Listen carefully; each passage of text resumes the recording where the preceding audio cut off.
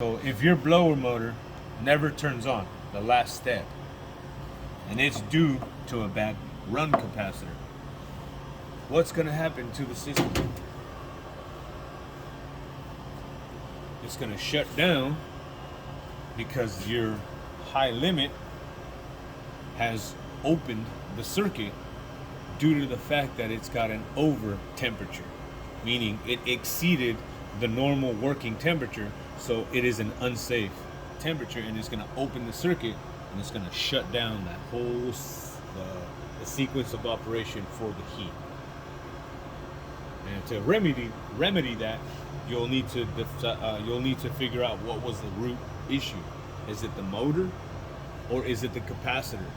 Because in this case, you have a capacitor and the motor. To troubleshoot the motor, right, you would energize that motor, or at least send a signal to that motor and see if it runs. If it doesn't, you're going to check across the motor leads, which are going to be cool, heat, line, right, and a neutral. Check across those.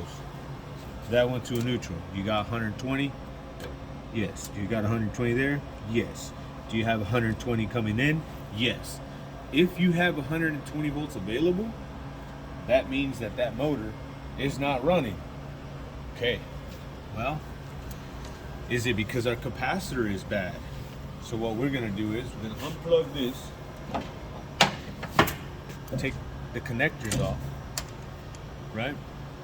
Discharge it. Don't touch that frame.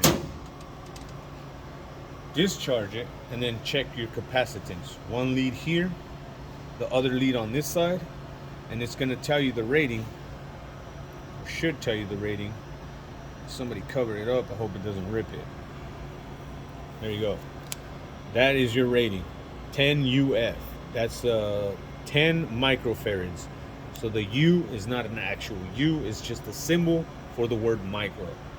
So 10 microfarads with a plus 6 or minus 6%, meaning it can be 10% above, 6% above 10 or 6% below 10. And you would calculate that on your computer, on your calculator. If the capacitance reads 10 or within that 6%, that means it's your motor, not your capacitor. And that's simple. Pull the blower cage out, take the motor, call the parts store to make sure that they have one, run and get it, come back, swap it out, rewire everything back to normal, and it'll run again. If it's the capacitor and you find that the microfarad rating is too low, and that's why it doesn't start the motor back up, just all you got to do is the same thing. Go to your truck or the van, get you the same size capacitor that the motor calls for, wire it in, and you're back in business. Always make sure that the capacitor that it has, that you're going to replace, make sure it actually matches the data plate on the motor. And if the motor requires a capacitor, it will always tell you what capacitor to use. That's just the way it is. And don't hook these up when it's live. Like you have the power plugged in and all that. Don't do that. I'll tell you what, that motherfucker's sharp. That shit is bright. This shit arcs bright, dude. I did that once when I was starting.